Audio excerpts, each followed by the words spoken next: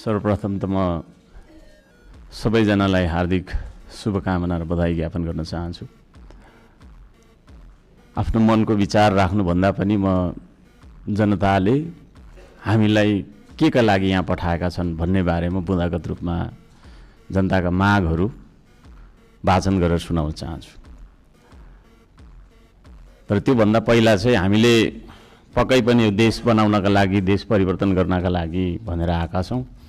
सबैभन्दा पहिला आफैलाई परिवर्तन गर्नुपर्छ भन्छु म।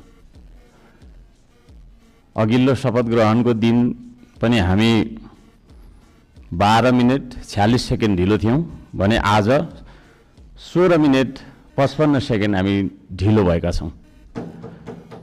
जनताले हामीलाई यसरी ढिलो गर भनेर यहाँ पठाएको हो जस्तो मलाई लाग्दैन। त्यसो भएको कारणले प्रत्येक मिनेटको महत्त्व यो सदनले बुझोस्, सरकारले बुझोस्, हामी सबैले बुझौँ। नेपाली हो, नेपाली समय हो।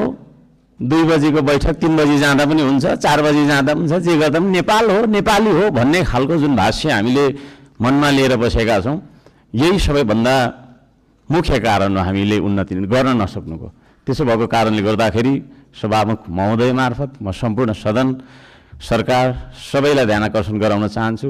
आउँदा दिनमा हामी बैठक सुरु हुनुभन्दा थोरैमा पनि 5 मिनट अगाडि उपस्थित हुनुपर्छ।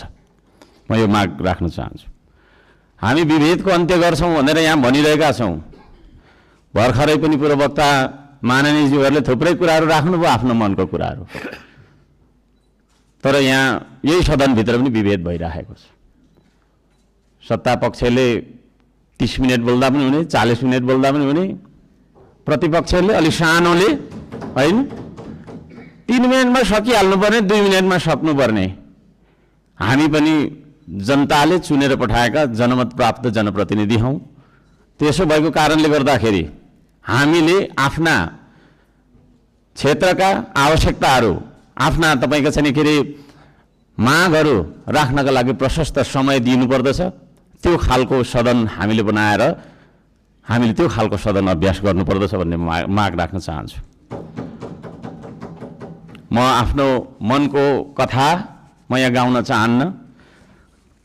अब मेरो आफ्नो मन्तव्य राख्नुभन्दा पनि सरकारले कसो गर्नुपर्ने हो त?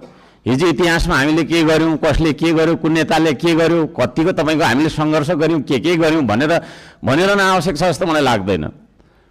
हामी के गरिरहेका छौँ आज र भोलि के गर्ने हो भन्नेतर्फ